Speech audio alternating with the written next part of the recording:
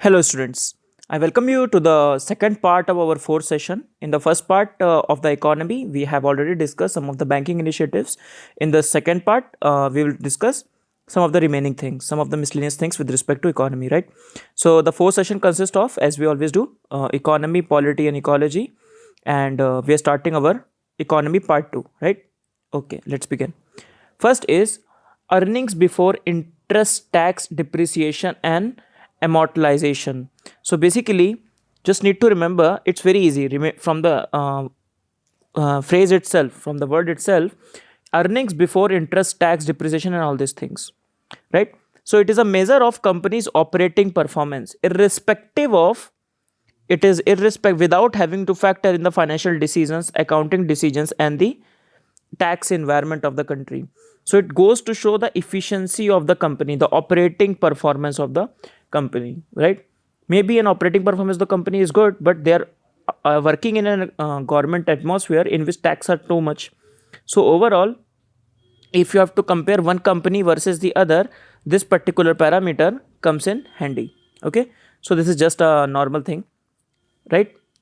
So this is just that. So right, just from the opposite angle, so net income plus they include all these things, right? Taxes, interest expenses, and all these things. Okay, let's move. Next is masala bond.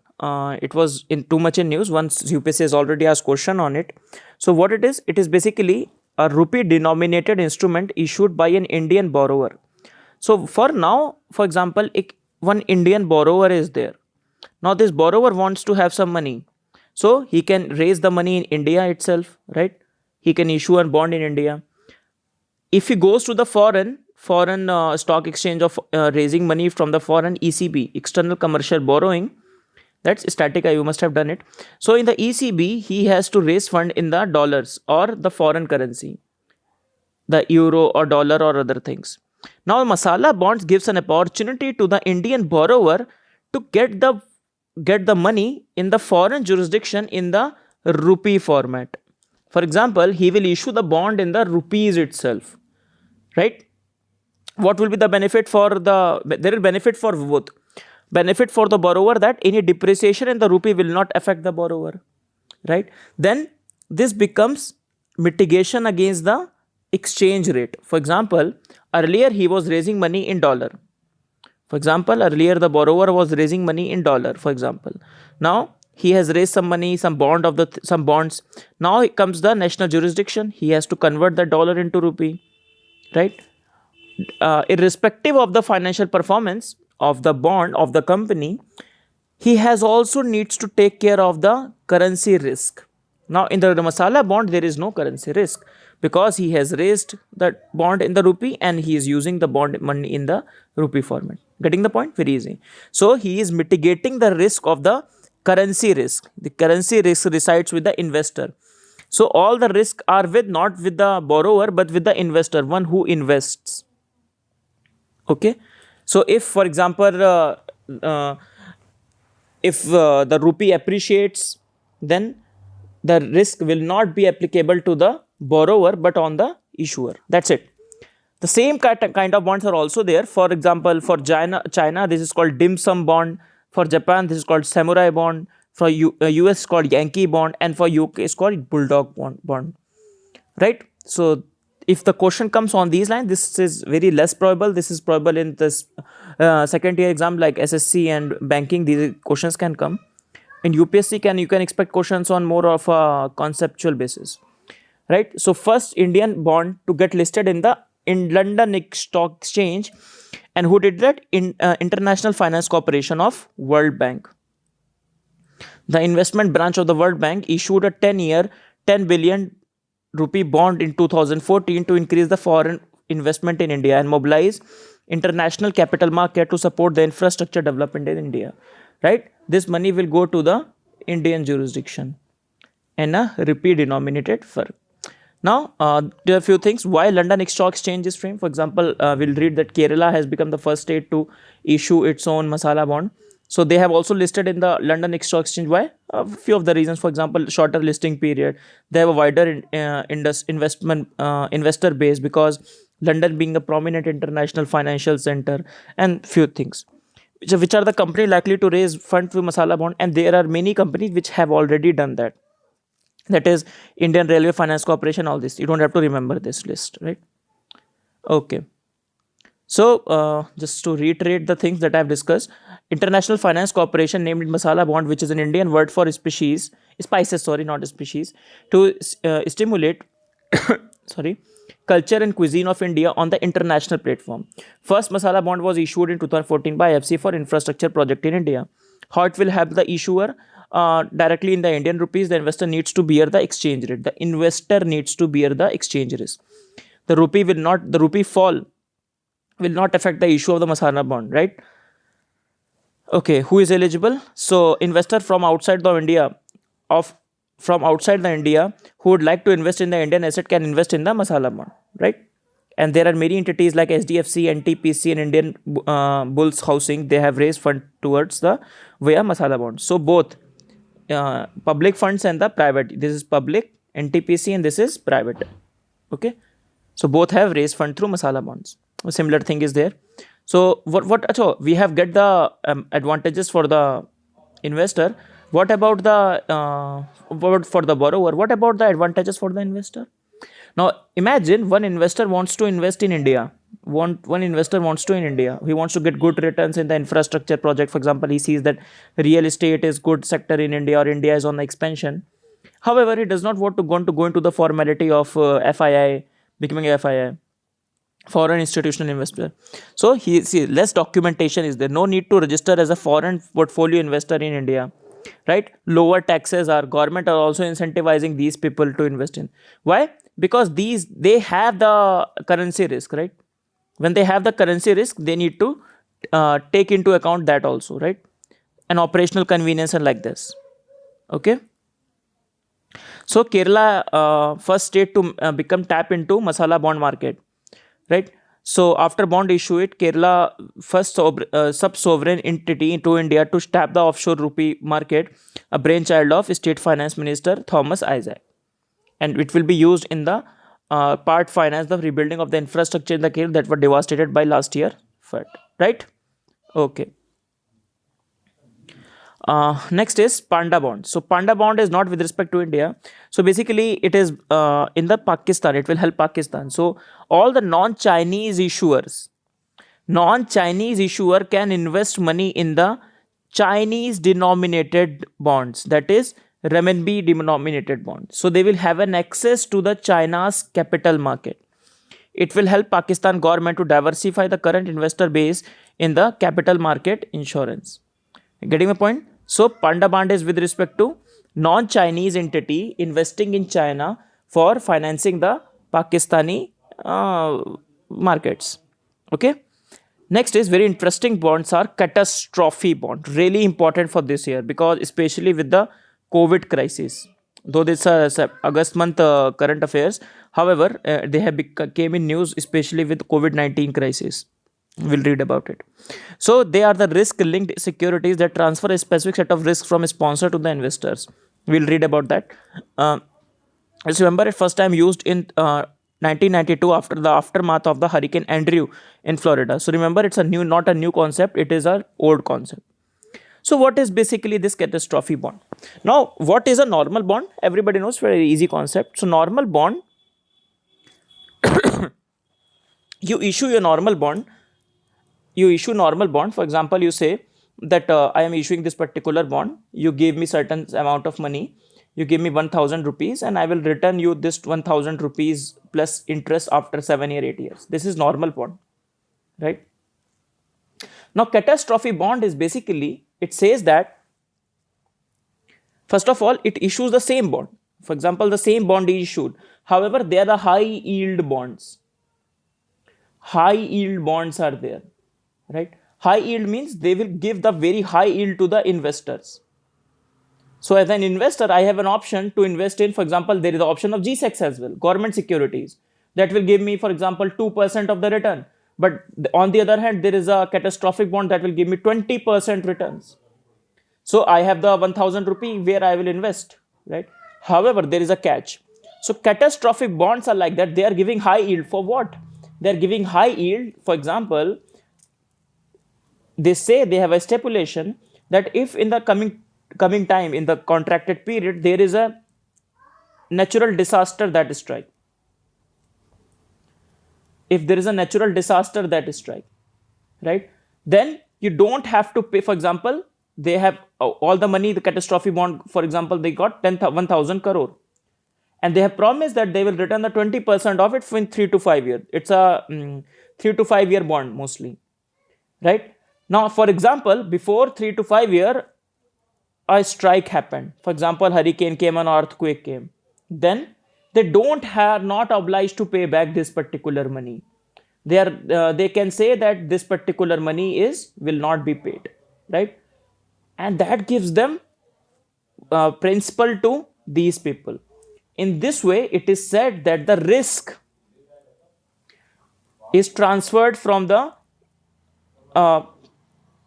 to the investor. Risk is to the investor, then to the borrower. The borrower's risk is one only, that he has to pay a high interest rate. That's it. However, the majority of the risk is with respect to the investor, right? So these are the catastrophe bond, really important bond, especially with respect to the COVID-19 crisis. Now, many experts are saying, many governments are saying that catastrophe bond, is the time for government to consider the insurance linked security with increasing frequency of the natural calamity. They're also known as the pandemic bonds. Now, they're not known as a pandemic bond. Now they are being termed as a pandemic bond as well. The financial cure we need for the COVID-19. One more thing is that it is also important for the insurance companies. Insurance companies are also interested in that. For example, they also invest in sometimes in these bonds, so as to get the lump sum amount of money, and if any strike occurs, they don't have to pay this money, right? So just keep that in mind as well. So I think you got the concept of catastrophe bond, and this much will be relevant for us from prelims perspective. Next is kangaroo bond. So it is basically in Australian jurisdiction, a world's first public bond created and managed using only the blockchain technology, right? We have already discussed about blockchain technology in our science and tech discussion, right? Really important technology, launched by World Bank, and the arranger of the bond is Commonwealth Bank of the Australia. Let's move. So the details, project is called the Bondi project. So blockchain operated new debt instrument, also refers at the Bondi Beach. It's a reference to the Bondi Beach in the Sydney, Australia. The foreign bond issued in the Australia in the local currency. So remember, the first bond based upon the blockchain technology is that kangaroo bond. Next is ZepPay. ZepPay. So basically, ZepPay is a cryptocurrency exchange, right? So cryptocurrency exchange in India, not in India, it's a obviously cryptocurrency does not have any territorial jurisdiction.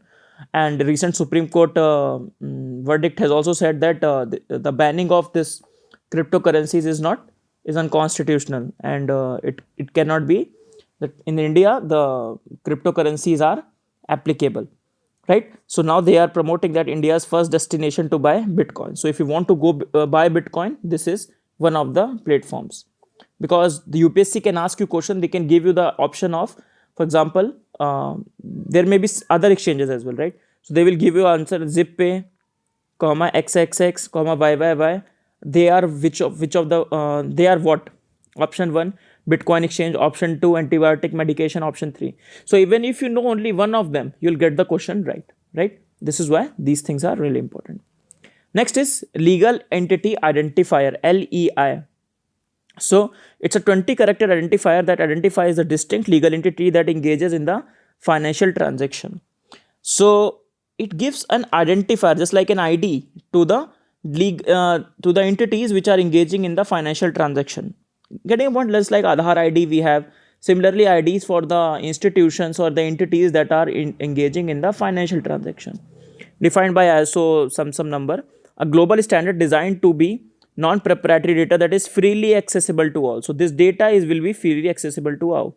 This is conceived by G20 internationally implemented and maintained by the Global Legal Identifier Foundation through local operation units LOU established in each country independently and voluntary.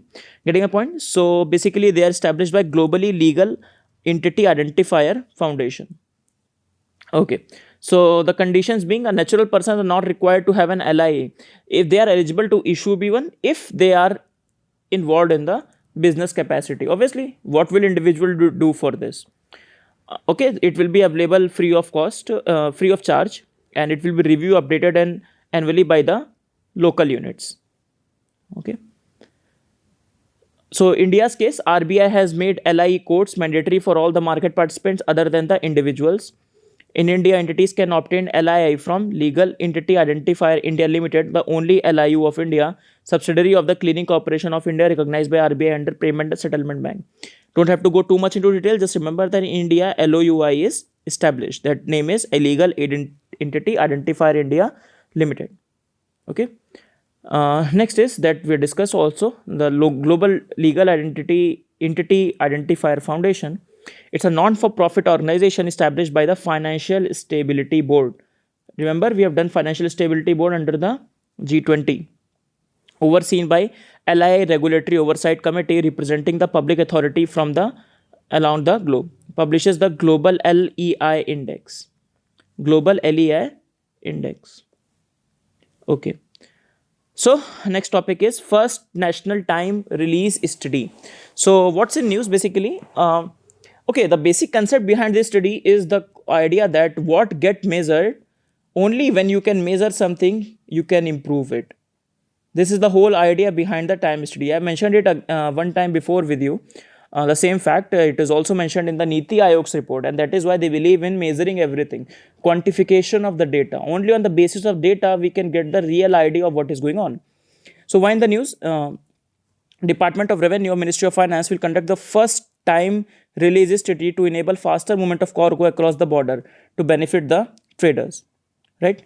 It is based upon the WCO's time release study, that is World Custom Organization's time release study, and a strategic and internationally recognized tool to measure the actual time required for the release and the clearance of the goods from the time of arrival until the time of the release of the cargo.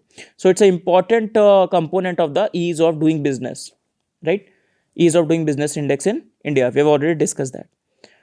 Right, so India to conduct the first time release study to enable the faster movement of the cargo across the border to benefit the trader. It will be done from 1st to 7th. It would have been done by the, it already done 1st to 7th August. Right. So it is based upon, as I told you, World Custom Organization's time release study. Okay.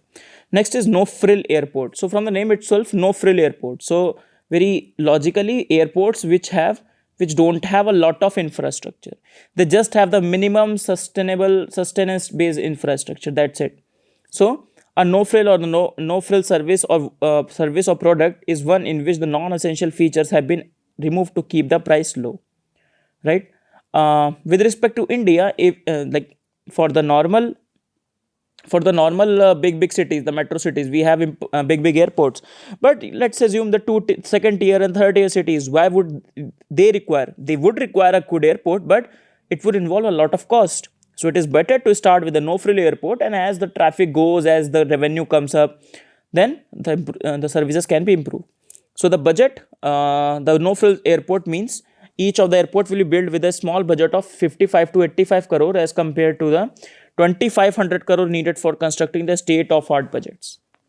Yeah, if I have been to airport, so many services, so many infrastructure, big infrastructure is needed. So no frill airport, they will be built on the form of the modules, which means a block can be added once their increase of, as I told you, right? Increase the demand, they can increase the service level, right? Okay. So this is what the overall idea of no frill airport have become a reality in India. Aviation minister said that the 5 cities, don't have to remember the name of the cities, have been identified as the places to get the first no frill airports. You can see the second tier, third tier city, right? Jharsuguda, that is Hubli, that is Teju, right? Not the metro city or the second tier city itself.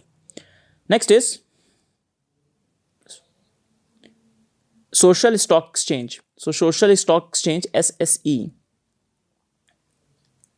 right? So why in the news? In the budget session, finance minister proposed a social stock exchange under the regulatory ambit of the Security Exchange and Board of India to support the social entrepreneurs and non-profit in raising the fund. So basically, it will have a social stocks. For example, you have heard of the crowdsourcing platform like ourdemocracy.in, right? In which many of the candidates have gone for the crowdfunding. You must have heard of Milap Foundation.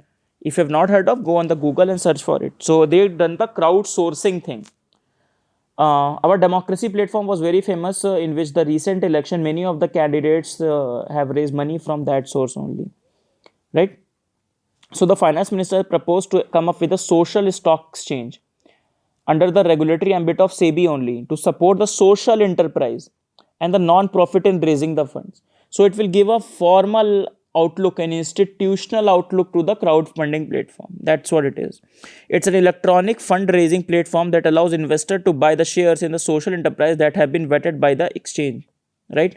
So now investor can buy the shares in the social enterprise that are doing the good work, and that is how they can fund it also. It will act as a crowdsourcing platform for the fundraising by non-profit entities aimed at impact investment and the transparency, where the investment means impact. So impact investment in India is investment made into business with the aim to make a measurable social, economic and environmental impact while also generating a range of returns from profit to the public city. It can be a good tool for the corporate social responsibility as well. Okay. Right. These practices are already been in many countries. For example, Canada is there, Singapore is there, right? Okay. And you can read about the opportunities and the risks from the slide. Okay. So next is reverse tendering. Again, a concept, very simple concept. So it's a type of auction in which the traditional roles of buyers and sellers are reversed. Thus, there is only one buyer and many potential sellers. Just see with the example itself, right? So what is a normal auction happens? So there is one seller, he has one product, he wants to sell that product, and there are many buyers. So whosoever gives the highest price gives the particular product. This is not a person, this is, let's say this is a product, right? So this product goes to the person who bids for the highest one. Now imagine there is one buyer or there are many sellers, especially with the government and especially with the procurement cycle. Procurement of the things. For example, government procuring Rafale, like a fighter plane. So the quotes will come from the different countries. Let's, for example, France has given some, Russia has given some, US has given some. So those who will quote the lowest price, they will get the service. Very easy, right? Here you can see the spectrum. So government can be at the both end. Spectrum selling can be seen in this context, and buying the strategic defense equipments can be seen in this particular context, right? Reverse auction. Right. Next is regulatory sandbox. This can be an important topic for us this year. So it's a controlled mechanism within which a sector will be able to experiment with the solutions in a closely monitored ecosystem so that the risks do not spread outside it. The reason for the failure can be analyzed. So they will provide a system in which you do all the experimentation within this system boundaries. We are providing you to do the experiment. We are giving you an opportunity to fail itself. However, it should not have a contagion effect on the whole economy, and that is why they have to be provided. Do not the effect do not spread outside it, right? Advantage: a regulatory sandbox would benefit the fintech company by the way of reduced time to launch innovative products at the lower cost. Okay.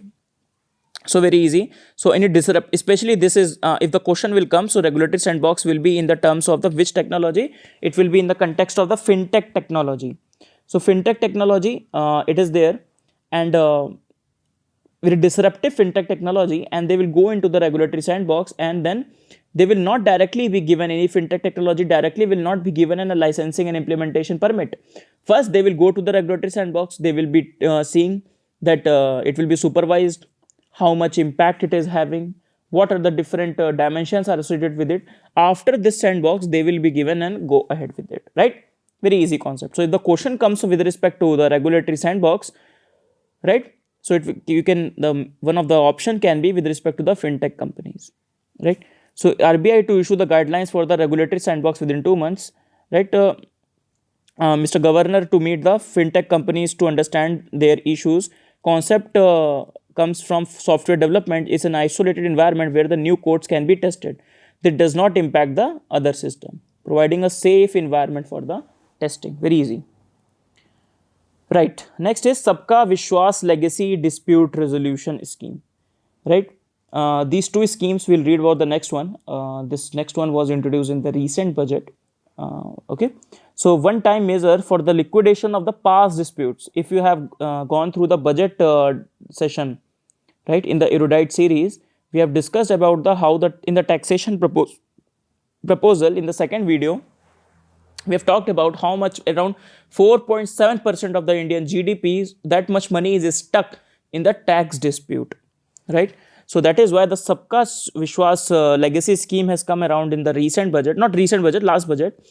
It is the first time measured for the liquidation of the past disputes of the central excise and service tax to settle indirect tax dispute in the pre-GST era. Remember, indirect tax in the pre-GST era by the Ministry of Finance. Okay. So the scheme also offers a opportunity taxpayer to pay an outstanding amount and brief fee of any consequences under the law. So validity was 4 months was there, and then finally the dates have been increased after that also, right? And this is in the recent budget. This is taken directly from the slides from the budget series, one of the slide only. So no dispute but trust scheme, Vivad se Vishwas scheme. So now the earlier Sabka Vishwas scheme for was indirect tax. Now this scheme has come for the direct tax. Sabka Vishwas scheme was brought to reduce litigation in the indirect tax, right? It resulted in settling over 1.9 lakh cases. Currently, in the context of direct tax, they are saying 4.83 lakh cases are there. So they are saying that we want to propose a Vivad se Vishwas scheme where the taxpayer would be required to pay only the amount of the disputed tax and will be get a complete waiver of interest and the penalty if he pays this before this, right? And this date has also been increased in the time of the COVID virus. I think the date has been increased to 30 June. Okay. So this is Sabka Vishwas Legacy Dispute Resolution Scheme. Now, one of the concepts of slowdown. So the questions have been asked for the Indian economy that whether our slowdown is cyclical or it is structural. So economic advisor has said that Indian slowdown is currently the slowdown that we are experiencing. It is a cyclic slowdown rather than the structural slowdown, right? So cyclic slowdown is basically the period of lean economic activity that occurs at the regular interval, right? You can see here, we'll see in the next PPT, next slide. So such slowdowns last over the short to medium term and are based upon the changes in the business cycle. For example, any business cycle is likely to have these phases. First, the expansion happens, then the peak happens, then recession happens. The growth overall is positive. However, it is on the downward trend. Then it becomes negative and then it reaches a trough, then recovery phase, then again the expansion starts. So this the period of slowdown, they are saying that's a cyclical in nature. It's a business cycle. It's a normal any business cycle is there, right? So the question has been asked to the Chief Economic Advisor Krishnamurthy Subramaniam on the Monday that economic slowdown is more, he said the Indian more cyclical than structural in the nature, and government has well thought of agenda to revive the economy. And with respect to COVID-19, the situation is not going to improve as well, right? Okay, so what is a structural slowdown then? Very easy, structural. Then the problem is in the very structure of the economy itself. For example, a more deep-rooted phenomena that is driven by the disruptive technology, changing demography and change in the consumer behavior. For example, one of the example of the structural slowdown can be seen in the Japanese economy due to the changing in the demography because of the elderly population getting higher the percentage of the demography, right? So that is Japanese example. Also in India, many of the problems such as, for example, we have seen tax disputes, no labor law amendments, still land is land's issue. So the reforms on the factor side of the things were not there, and that are one of the causes for the structural slowdown. So solution is fixing such problem would require government to undertake some structural policies. Best example will be the reform that have been taken to the crisis 1991. Some structural policies, right? For example, introducing the IBC, Insolvency and Bankruptcy Code, was a structural reform by the government, right? Okay. Next is sugar cane pricing mechanism in India. In India, the pricing of the sugar cane is governed by the statutory provision of the. So sugar cane pricing. Sometimes the question, because the sugar cane is always a very political issue. Sugarcane prices and the sugarcane farmer really political issue because it impacts the states, the politics of the states of UP and Maharashtra, and very politically important states, right? Okay. So legislation in India, the pricing of the sugar cane is governed by the statutory provisions of the Sugar Cane Order 1996 issued under the Essential Commodities Act. Important here is to understand the fair and remunerative prices, which is the cane price introduced by the central government on the basis of the recommendation of the CACP, that is Commission for the Agriculture Cost and Prices, after consulting with the state governments and the associations of the sugar industry.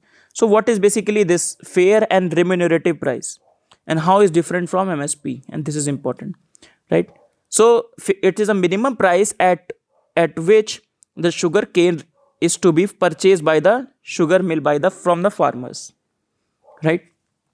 It's the minimum price at which the sugar cane is to be purchased by the sugar mill from the farmer, right? That means the mill is there and these are the farmers. So the government says to the sugar mill that they decide, for example, 300 rupees. So the sugar mill has to pay 300 rupees to the farmer. In the MSP, what happens? Government directly pays to the farmers. MSP. If the farmer gives the crops to the government, the farmer gives the crops to the government in the MSP, and the government pays the MSP to the farmer. Here the opposite happens. Here the mills have to pay this much amount of money to the farmers, right? So this is the problem. Now the mills get, for example, they do not give, for example, when they do not get in profit, a lot of arrears are there on the mills. Now then the government has to bail out these mills so that the mills can pay out this much money to the farmers.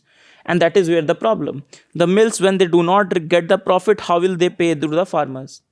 And that is where the problem comes. Now, one of the problem is with respect to that is this state advice price. So over and above the FRP, the states add their own money, that okay, 100 rupees more, and then they give the state advice price. Now this FRP given by CACP can be based upon the evidence, but this much money, this is where the politics come in, especially during the election season. So they promise so much money, is extra money to the farmers, and the mills cannot pay this much money, and that is why they get into under profit, and then the arrears problem, and finally the farmers suffer because they ultimately they do not get the proper money out of it, right? So this is that. International standing, India is the largest producer of the sugar. Okay. So this is it. So I think you got the difference between FRP, that is and versus the MSP, the sugarcane pricing and the pricing of the other commodities. Okay. Next is Akhilesh Ranjan Task Force. So Akhilesh Ranjan Task Force was basically there for the drafting a new direct tax legislation, because India is looking to, for example, the way we have restructured our indirect regime in the GST, we also want to improve our direct tax regime through direct tax code. Okay, so this is why this commission task force was headed, and Mr. Akhilesh Ranjan has submitted this report. In fact, many of the committees have already been there to propose the amendments to the direct taxes. So what is direct tax code? The last topic of our discussion today in this particular month with respect to economy. So direct tax code, it's an attempt by the government of India to simplify the direct tax laws in India. It will revise, consolidate and simplify the structure of direct tax law into a single legislation, right? It will, when implemented, it will replace the tax legislation such as wealth tax and income tax 1961 and many other tax, right? In fact, some people say that income tax of 1961 was so old, so obsolete with respect to the current reality, and that is why it needs to be changed. For example, this is the current tax structure. So if your taxable salary is this, you get a lot of exemptions here, like this is tax free, this is taxable, this is tax free. So it complicates a thing, right? The complications are too much. Under the direct tax code it will be so easy, right? Everything will be taxable, then finally you will get some exemption, and that's fine. A very easy task. And on this basis, this particular budget, recent budget, the government has proposed the changes. They have given two options. One option is to continue with this regime. Some of the internal things have changed, but they have also given this option also to the people. And slowly, obviously, it's a government's objective to phase out this regime and to move to the this direct tax code regime, right? Currently, government can be seen in the transition phase with respect to the direct tax code, right? So you have to see that particular details in the budget video, right? Okay, so this is done, and this is the current IT tax, and this is the proposed DTC proposed, right? So then we are done with our part 2 of our 4 session. We have done economy for the August. Now we'll be seeing ecology, polity, and then ecology, right? Okay, thank you everyone. See you in the next class.